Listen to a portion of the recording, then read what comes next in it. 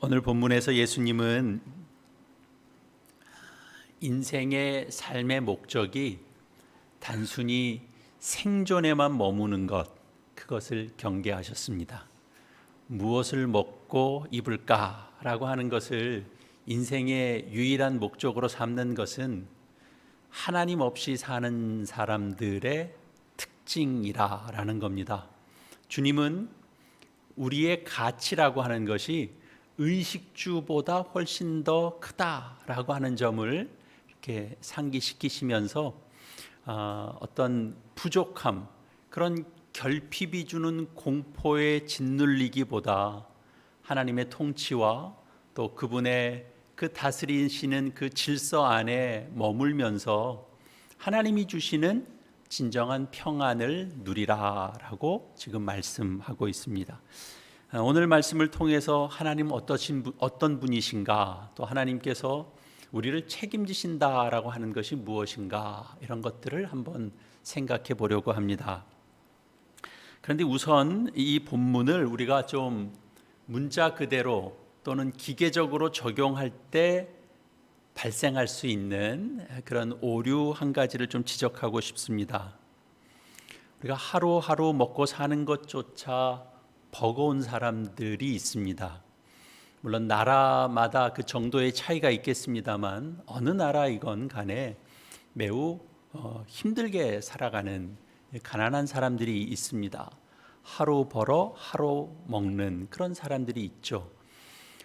저축이라고 하는 건 사실 도무지 생각할 수가 없고, 오늘 벌지 못하면 오늘 굶어야 하는 그런 가난한 형편의 사람들이 있습니다. 그런 이들에게 염려하지 말라라고 하는 이 말씀을 이 도덕적 잣대로 들이대는 그런 이제 오류가 있을 수 있습니다. 만약 그들이 생존을 위해서 드리는 그런 간절한 기도를 말씀 그대로 적용해서 마치 이방인의 기도다라는 식으로 비난하는 것은 복음을 고통받는 자들을 위하여 주는 그런 위로가 아니라 또 다른 복음이라는 이름으로 또 짐을 지어지거나 억압하는 그런 도구가 될 수 있기 때문에 그렇습니다. 이 말씀이 과연 가난한 자들의 현실을 외면하고 있는 그런 말씀인가, 우리가 되물어봐야 되는 겁니다. 예수님의 말씀은 그 당시 그 말씀을 들었던 청중들의 매우 구체적인 삶의 자리에서 우리가 함께 이해를 해야 됩니다. 성경 말씀을 현실의 배경을 이제 도외시한 채로 현실과 동떨어진 그저 마치 그냥 신비로운 책처럼 여기고 그냥 문자 그대로의 말씀을 그대로 적용하다 보면 오히려 우리 삶의 문제들을 오히려 왜곡시켜 버리는 그런 독단에 빠지게 됩니다. 그래서 본문의 이런 배경, 역사적 배경, 이런 것들을 살피는 것은 말씀이 오늘날 우리에게도 이렇게 살아있는 말씀으로 이렇게 다가올 수 있도록 하는데 필수적인 과정이 됩니다. 언제나 그렇습니다. 예수님은 이 말씀을 하루하루 먹을 것이 없어서 매 끼니를 걱정해야 하는 사람들에게 한 것이 아닙니다. 하루를 벌어서 하루를 먹고 살아야 하는 그런 가난한 사람들의 걱정과 근심과 그 기도를 이 말씀의 이 본문을 근거로 삼아서 비판하게 된다면 사실 이 말씀의 의도를 오해한 겁니다. 이 본문이 상정하고 있는 대상은 기본적으로 의식주 문제가 해결된 사람들입니다. 오늘 본문이 어떻게 시작됐냐 하면 그러므로라고 하는 매우 접속사이면서도 아주 강력한 접속사죠. 이건 앞뒤 단락에 그러니까 그 단락들을 연결하는 건데 앞선 단락의 결론이 바로 뒤따르는 말씀의 근거가 된다, 그런 뜻이죠. 그러니까 앞선 내용은 뭐였냐 하면 보물을 땅이 아닌 하늘에 쌓아두라라는 권고가 있었고, 하나님과 재물을 동시에 섬길 수 없다라고 하는 매우 단호한 선택도 예수님께서 다뤘습니다. 그러면 이 염려하지 말라라고 하는 이 후속 말씀이 이제 오늘 이어진 건데요. 누구를 향한 것이겠습니까? 바로 이 재물의 축척에 마음을 빼앗겨서 하나님을 온전히 신뢰하지 못하고 있는 이들을 사실은 정조준하고 있는 것이 됩니다. 우리가 상식적으로 한번 생각해 보십시다. 당장 내일의 생존이 절박한 그런 이들에게 재물을 넉넉히 나누라든지 아니면 보물을 쌓아두지 말라든지 하는 그런 가르침이 무슨 의미가 있겠습니까? 그래서 이 말씀이 지금 관역으로 삼는 대상은 명확합니다. 재물을 땅에 쌓아둘 만큼 여유가 있고 또 그 소유로 인해서 자신의 미래를 보장받으려고 하는 이들을 향한 말씀입니다. 예수님은 물질의 안정을 가장 최고로 여기는 이들에게 그 재물의 주인이 누구인지 또 진정한 삶의 목적이 무엇인지를 지금 묻고 있는 겁니다. 본문이 그러므로라고 시작하고 있는 것은 결국 앞 단락의 그 수신자가 바로 이 말씀의 수신자와도 일치된다라는 것을 가리키는 대목이 되죠. 그러니까 당장 내일의 끼니를 걱정하는 가난한 자들에게 그 늘 염려한다고 그 염려를 하지 말라 이렇게 주신 말씀이 아니고 오히려 물질의 풍요를 누리면서 또 재물을 쌓아둘 만한 그런 여유가 있는 이들, 그러니까 소유를 통해서 바로 미래의 불안을 해소해 보겠다라고 생각하고 그런 근거 위에 서 있는 이들에게 예수님께서 던지고 있는 가르침입니다. 그렇다고 보면 결국 여기 함께 있는 우리 대부분이 이 말씀이 겨냥하고 있는 그런 실제 대상이 된다라는 사실을 우리는 부인하기 어려울 겁니다. 우리는 마땅히 하나님께 드려야 할 그런 삶의 내용과 그런 명분을 도리어 하나님 앞에서가 아니고 사람 앞에 보이려고 자신을 치장하곤 합니다. 이런 잘못된 뿌리에는 그 근저를 들어가 보면 세상을 하나님보다 더 사랑하거나 아니면 세상을 하나님보다 더 두려워하는 그런 본성이 우리 안에 자리 잡고 있기 때문입니다. 예수님은 이 25절부터의 이 말씀을 통해서 우리에게 근본적인 질문을 던지십니다. 우리가 그토록 집착하는 세상이 과연 정말 사랑할 만한 가치가 있는가? 우리가 두려워하고 떨고 있는 세상이 정말 두려워할 그런 대상인가? 그런 거죠. 결론은 명확합니다. 세상은 우리의 어떤 그 경외를 받거나 우리의 집착을 받을 만한 그런 자격이 없습니다. 27절이 증명하는 것처럼 인간이 밤을 지새워서 염려한들 자신의 키를 연장할 수 없습니다. 오늘 성경에도 보면 이게 히브리 성경을 통해서 보면 이게 생명이라는 단어도 됩니다. 우리가 밤을 새워서 염려한들 우리의 생명의 단 한순간인들 우리가 연장할 수 있는가? 연장할 수 없다는 겁니다. 우리가 염려한다고 해서 그것이 연장되지 않습니다. 우리의 신장이 늘어나지도 않습니다. 인생의 생사화복을 결정하고 그리고 최종적으로 낙점을 찍으시는 그 결재권은 세상에 있는 것이 아니라 우리가 염려하고 걱정한다고 되는 것이 아니라 오직 하나님께만 있기 때문입니다. 우리는 앞에서 이미 한 사람이 두 주인을 섬길 수 없다라고 하는 예수님의 준엄한 그런 선언을 들었습니다. 하나님과 세상 사이에서 어느 쪽도 포기하지 못한 채로 일종의 양다리를 걸치고 있는 그런 모습, 곰곰이 들여다보면 우리들의 솔직한 모습이기도 합니다. 하나님께도 또 세상에도 온전한 마음을 다 드리지 못하니까 신자라고 하기에는 또 어찌 보면 세상과도 가깝고, 또 불신자라고 하기에는 또 하나님을 의식하면서 살고 있는, 하나님이 내 안에 있는데? 라고 하는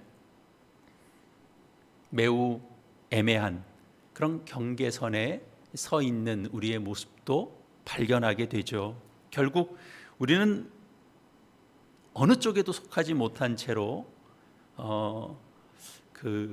이런 표현도 가능하겠죠. 신앙적 회색지대 같은 곳에서 계속 끝없는 갈등을 반복하고 있는지도 모르겠습니다. 염려가 우리 삶에서 어떻게 작용되는지를 보여주는 대표적인 장면이 있는데요. 누가복음 10장 말씀 한번 찾아보시겠습니다. 마태복음 뒤로 넘기셔서 누가복음 10장 말씀입니다.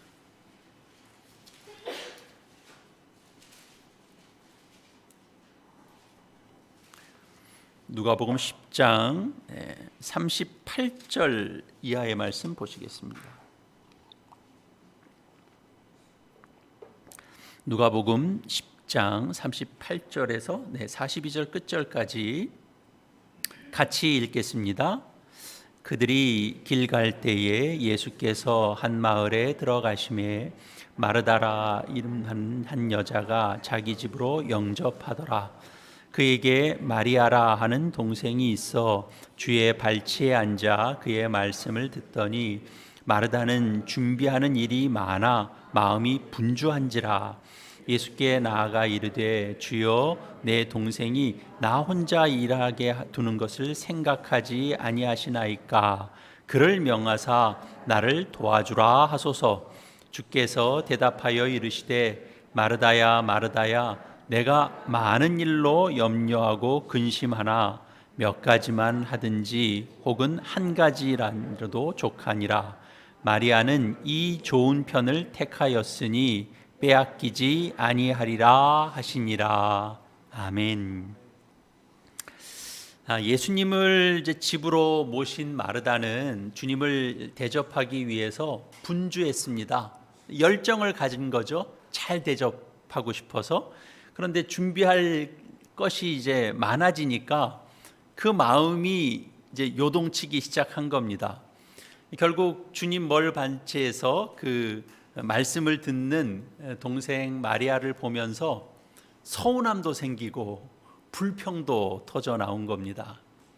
이때 예수님께서 마르다를 나무랐다라기보다는 그 본질을 좀 부드럽게 짚어내셨습니다.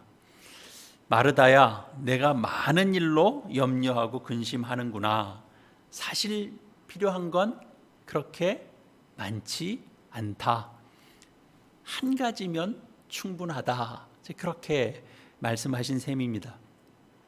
마르다의 그 분주함 속에 숨겨져 있는 그 염려라고 하는 그런 정체를 이제 드러내시면서 본질적인 가치를 선택한 마리아의 그 어떤 그 평안한 그런 것들을 이제 긍정적으로 보셨죠. 그래서 우리는 흔히 마리아는 지혜롭고 마르다는 부족하다, 이렇게 이분법적으로 생각하기도 하는데요. 하지만 이 사건은 매우 상식적인 어떤 마음의 원리를 지금 설명하고 있는 겁니다. 40절에 기록된 마르다의 분주함이라고 하는 것이 결국 무엇의 실체다? 염려의 실체다라는 겁니다.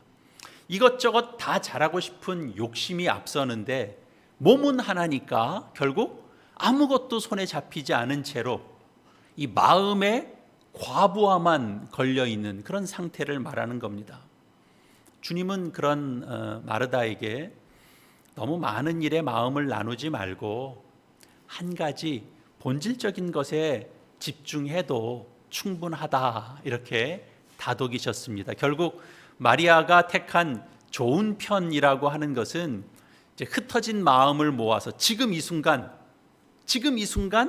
가장 중요한 가치에 집중하는 자세, 그것을 의미합니다. 마리아가 칭찬받은 이유는 단순히 일을 안 하고 말씀을 들어서가 아닙니다. 물리적으로 해낼 수 없는 두 가지의 선택지가 늘 있을 수 있는데 그 두 가지 선택지 중에서 마음이 흩어지지 않도록 그냥 한 가지를 그가 선택했기 때문입니다. 그래서 이 본문을 두고 일하는 건 나쁘고 말씀을 듣는 일에 집중해야 된다. 말씀 듣는 것이 선하다. 예수님도 그걸 칭찬하셨다. 그렇게 이분법적으로 접근해서는 안 됩니다. 주님의 이 포인트는 어디에 있는 거냐 하면 무엇이 더 우월하다라는 걸 이야기하려고 하신 게 아닙니다. 두 가지 사이에서 갈팡질팡하느라고 정작 아무것도 제대로 하지 못하는 상태, 그리고 원망이 앞서는 상태, 그런 상태를 경계한 겁니다. 이처럼 염려한다라고 하는 것은 어느 쪽으로 할 것인가를 결정하지 못하는 상태, 그것을 의미합니다. 그래서 염려가 있는 겁니다. 그렇게 되면 두 주인을 다 만족시키지 못하는 것이 되죠. 사단은 뭘 제일 많이 공격할까요? 바로 이 부분 아니겠습니까? 사단은 늘 그가 할 수 있는 특별한 그런 교묘한 계획을 통해서 우리의 전 마음이 하나님께 온전히 붙잡히지 못하도록 방해하는 겁니다. 늘 사단의 공격은 마음을 갈리게 하는 거죠. 이쪽도 아니고 저쪽도 아니고. 갈리면 그 안에서 일어나는 건 늘 뭐라고요? 염려라고요. 하나님을 신뢰하며 또한 염려를 내려놓는다는 것은 아무것도 하지 않는 일종의 나태함, 그런 것을 가르치는 것이 아닙니다. 본문 속에 등장하는 내용도 그런데요. 공중의 새를 보라. 공중의 새를 봤죠. 새가 심거나 거두지도 않고 창고에 쌓아두지 않지만, 그래서 새가 아무것도 안 하고 둥지에 가만히 있어서 입만 벌리고 있나요? 그런 건 아니거든요. 아침마다 날만 밝으면 이렇게 새소리들이 계속 들리잖아요. 자기 영역을 지키는 것이고, 그리고 먹이를 찾기 위해서 뭔가 부지런히 움직이는 겁니다. 아침 되면 이렇게 늘 바닥에 내려 앉아서 음식을 쪼고, 그리고 또 올라가고, 그렇죠. 우리 인간도 마찬가지입니다. 이마에 땀이 흘러야 먹을 수 있다, 먹는 것을 얻을 수 있다라고 하는 건, 이거는 창조의 섭리입니다. 우리 인생이 가야 될 인생 길입니다. 우리가 말씀 앞에만 있어서 우리가 말씀 보고 기도하고 찬송 보고 말씀 보고 기도하고 찬송하고, 그러면 이제 양식이 구약시대 광야의 이스라엘 백성처럼 만나가 하늘에서 떨어지고, 그렇지는 않습니다. 우리는 최선을 다해서 수고해야 됩니다. 일해야 됩니다. 땀 흘려야 됩니다. 그리고 또 내일을 위하여 필요한 부분들을 또 남겨둘 줄도 알아야 됩니다. 성경은 일하기 싫은 자는 먹지도 말라라고 엄중하게 경고하고 있습니다. 빌립보서 4장 6절에 있는 말씀, 아무것도 염려하지 말고 오직 모든 일에 기도와 간구로 너희 구할 것을 감사함으로 하나님께 아뢰라. 그리하면 모든 지각에 뛰어난 하나님의 평강이 그리스도 예수 안에서 너희 마음과 생각을 지키시리라. 이 예수님께서 말씀하시는 염려하지 말라라고 하는 이 권면은 사실 우리를 속이는 그 세상에 허망함이 있는데, 그 허망한 그 세상과 또 온천하 만물의 주인 되시는 하나님을 사실은 극명하게 대조하고 있는 겁니다. 우리를 사랑하시고 우리를 복주시기를 기뻐하시는 하나님이 계신데, 그 아버지가 계신데, 그 품 안에 있는 자들이 도대체 무엇을 두려워하겠는가 하는 것이죠.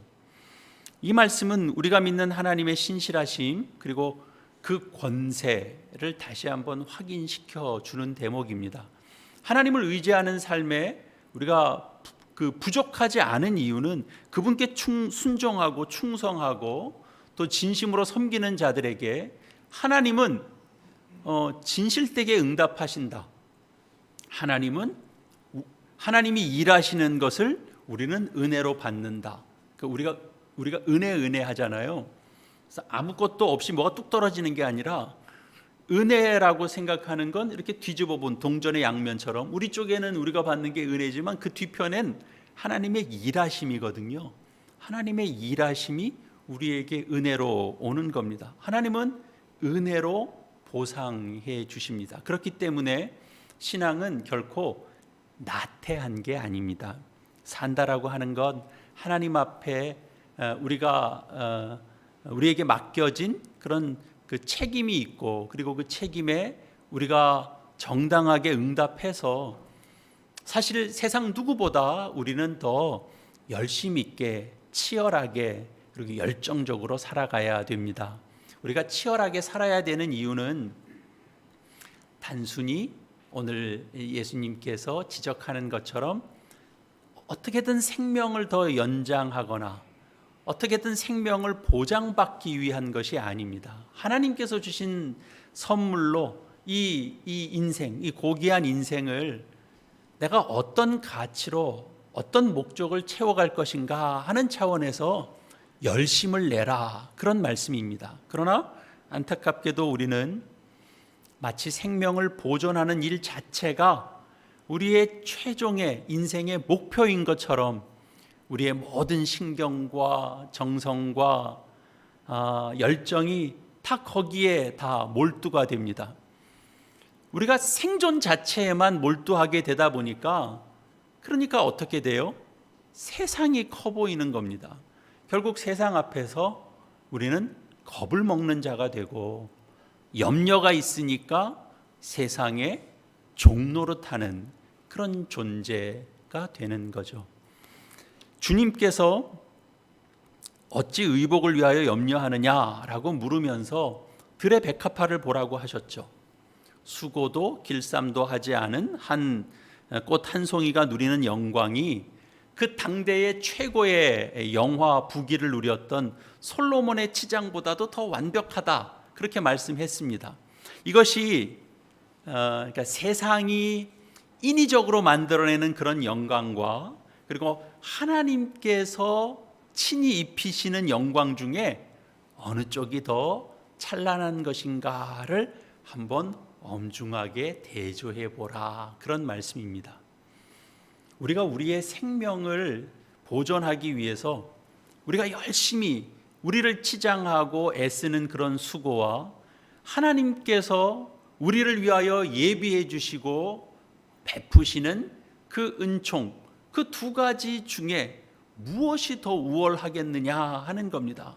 그렇게 물어보면 우리는 고민하지 않게 되죠. 우리가 아무리 스스로 열심히 한들 하나님께서 베푸시는 은총에 그것이 비교가 되겠습니까? 내일이면 아궁이에 던져질 들풀조차도 이렇게 귀히 입히시는 하나님이 당신의 자녀가 되는 우리를 위하여 품으신 그 계획이 어찌 온전한 계획이 아닐 수 있겠습니까? 그 완벽한 계획을 너희는 신뢰하라, 이렇게 가르치고 있습니다. 하나님은 당신이 허락하신 모든 생명에게 그 삶을 유지시킬 그 필요를 하나님께서 채우십니다. 오늘 있다가 내일 아궁이에 던져질 들풀조차 세상 가운데서 그렇게 세심하게 입히시는데 하물며 당신의 자녀인 너희일까 보냐라고 하는 이 말씀, 그것이 확신을 갖도록 하는 그런 정점에 있는 겁니다. 정작 우리가 치열하게 고민해야 되는 것은 뭐냐?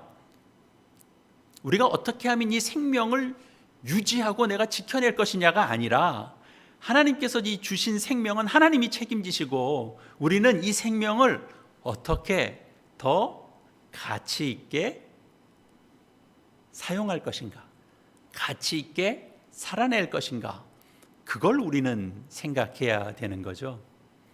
사실 우리는 답을 알고 있습니다. 우리 자녀들을 한번 보십시오. 아이들은 대개는 다 본질과는 조금 거리가 먼 것을 요구합니다. 장난감을 요구하고 운동화, 운동복 이런 것들에 다 마음이 뺏깁니다. 그럴 때 부모가 말하죠. 내가 필요한 건 부모가 책임진다.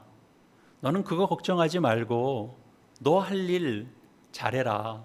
넌 지금 공부해야 될 때니까 너는 그냥 열심히 공부해라. 그럽니다.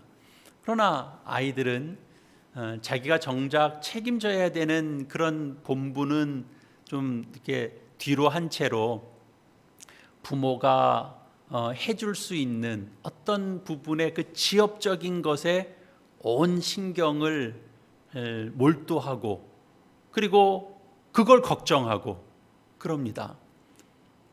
우리 애도 예전에 아주 어릴 때는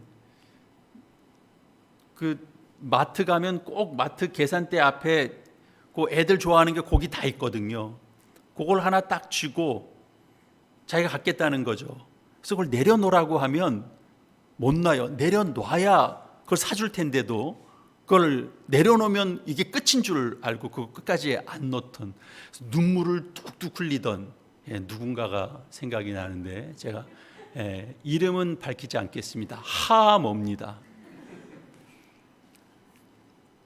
그런데 사실은 그런 모습이 어찌 아이들만의 모습이겠습니까? 우리가 하나님 앞에서 살고 있는데 염려 안에서 살아가고 있는 우리의 자화상이기도 합니다. 하나님께서 우리에게 하시는 말씀의 핵심은 무엇을 먹을까, 무엇을 입을까 그런 생존의 문제가 아니라 어떻게 하나님의 백성답게 살아낼 것인가 라고 하는 그런 존재의 목적이 있는 겁니다. 오늘 우리가 다 함께 본 내용은 아닙니다만 먼저 그의 나라와 의를 구하라 라고 하는 이런 말씀이 있는 것도 우리가 그런 영적인 그런 부분들을 우리가 충족해 나아가면 이런 부분들로 인하여 하나님이 무슨 물질적으로 보상해 주겠다 그런 뜻이 아닙니다. 이게 신앙이라고 하는 것을 그런 말씀이 있다고 해서 우리가 신앙을 열심히 잘 살면 하나님이 물질적으로도 풍성하게 잘 채워주시겠다라고 약속했나 보다 이런 수단으로 그냥 사용할 수도 있는데 오히려 그것이 아니고 우리가 하나님 앞에 우리가 영적으로 바로 서 있을 때 하나님은 그 건강함 위에 하늘의 풍성한 은혜와 그런 영광과 그런 기쁨과 감사와 만족을 더해 주셔서 우리에게 필요한 것들도 공급해 주신다라는 겁니다.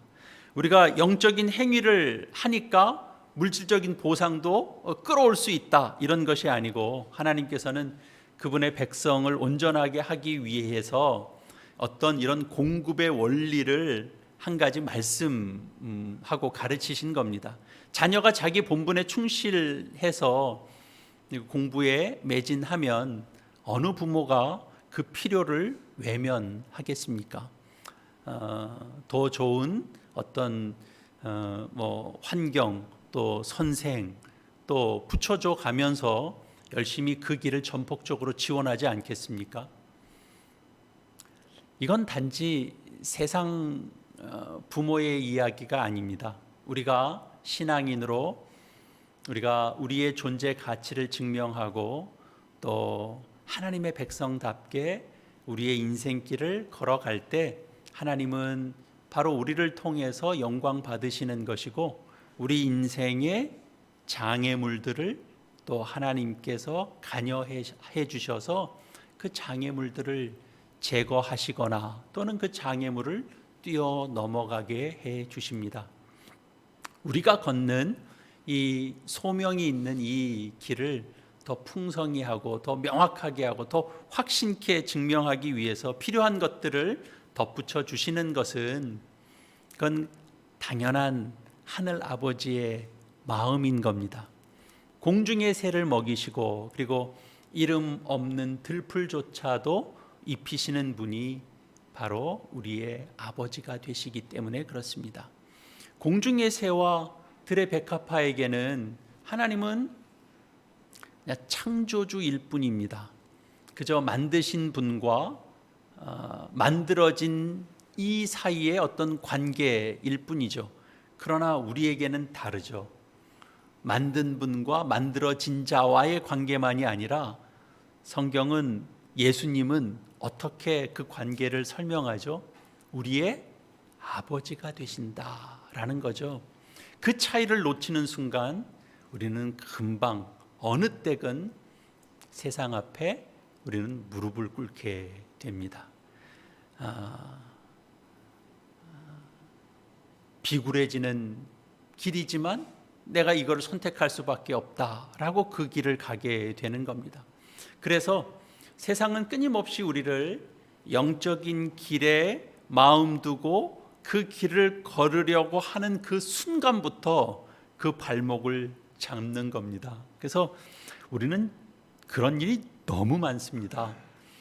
선한 의지와 마음을 다지고 돌아서는 순간 그만 그냥 조그만한 거에 하나 걸려서 내 자신이 주저앉고 무너지고 에이 내가 뭐 그런 각오를 뭐하러 해 하자마자 이 판이 된 걸 그래 버리게 만드는 것이 늘 사단이 우리를 시험하는 공격입니다. 우리는 늘 더 좋은 것으로 드러내고 증명하고 싶어하는 그런 것에 우리가 마음 빼앗기는 그 순간에 사실은 우리는 하나님의 백성으로 살아갈 자리를 우리는 잃어버리게 되는 겁니다. 우리는 복과 행복 그리고 세상적인 자랑과 그리고 하나님께서 주시는 그 은혜 가운데서 우리는 늘 있습니다. 우리가 세상적인 복도 누리고 세상에서도 그 많은 것들을 얻어내야 된다라고 생각합니다. 그러면 사실 어찌 보면 우리가 예수 믿는 이유는 뭘까? 다시 되물어 볼 수밖에 없는 겁니다. 우리가 예수 믿는다라고 하는 것은 하나님만이 내 삶의 주인 되시고 그분이 나의 인생길을 예비하시고 그래서 그 영원한 하늘나라를 내가 이 땅에서 소망하는 사람으로 이 땅을 살게 하고 그런 인생길에 들어서게 하는 것 그것이 하나님께서 우리에게 주시는 복이고 우리가 예수 믿는 길입니다.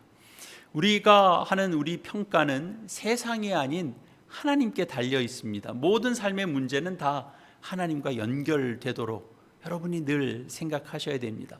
먹고 사는 문제로 여러분의 마음이 종종 무너지실 때가 있다면 로마서 8장 32절 말씀을 늘 기억하시기 바랍니다. 자기 아들을 아끼지 아니하시고 우리 모든 사람을 위하여 내어주시니가 어찌 그 아들과 함께 모든 것을 우리에게 주시지 아니하겠느냐 하는 말씀입니다. 아들까지 내어주신 분이 무엇을 아끼겠습니까? 하나님은 철저하게 우리 편입니다. 여러분 편입니다. 독생자 예수 그리스도를 십자가에 못 박는 자리까지 우리를 사랑하신 그분이 우리에게 정말 필요한 것을 아끼실 리가 없습니다. 그런데도 우리는 여전히 반문하게 되는 겁니다. 하나님, 제가 열심히 하나님을 믿었는데 하나님 왜 이런 겁니까? 왜 도대체 저에게는 보상이 없는 겁니까?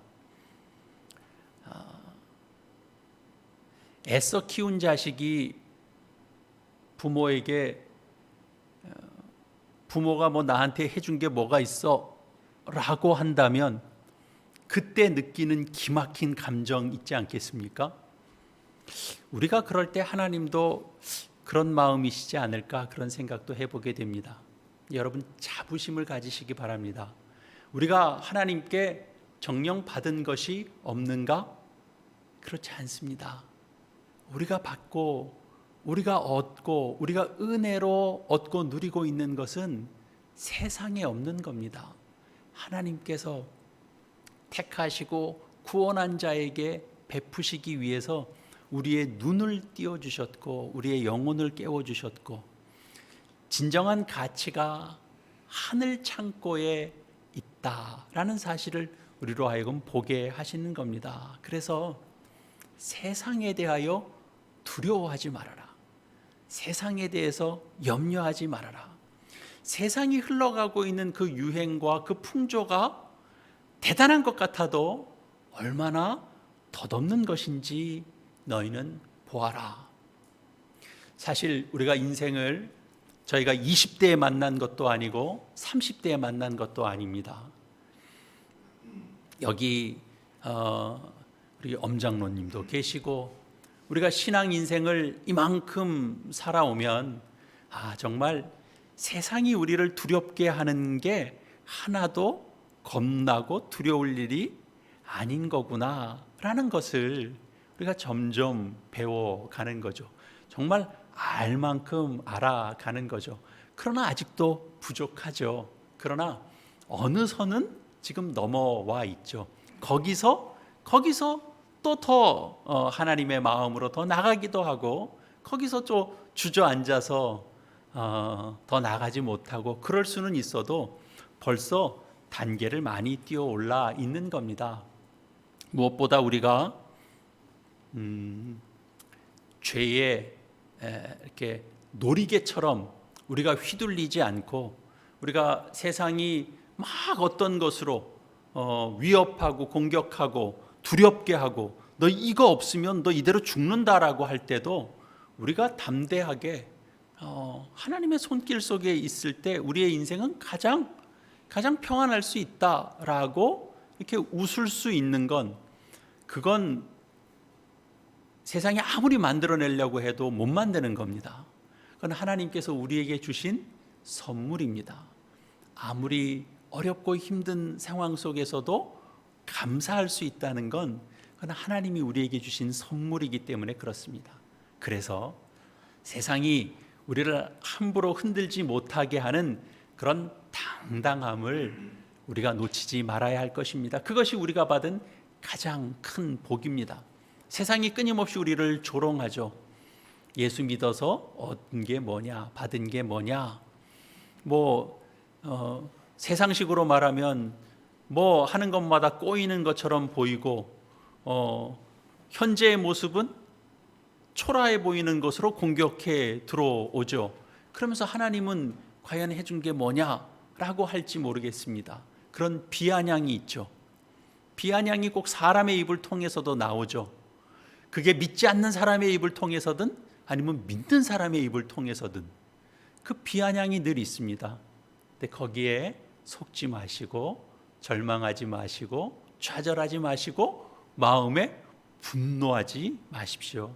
우리가 받은 진짜 복은 세상이 우리를 흔들지 못하는 자리에 우리가 있는 겁니다.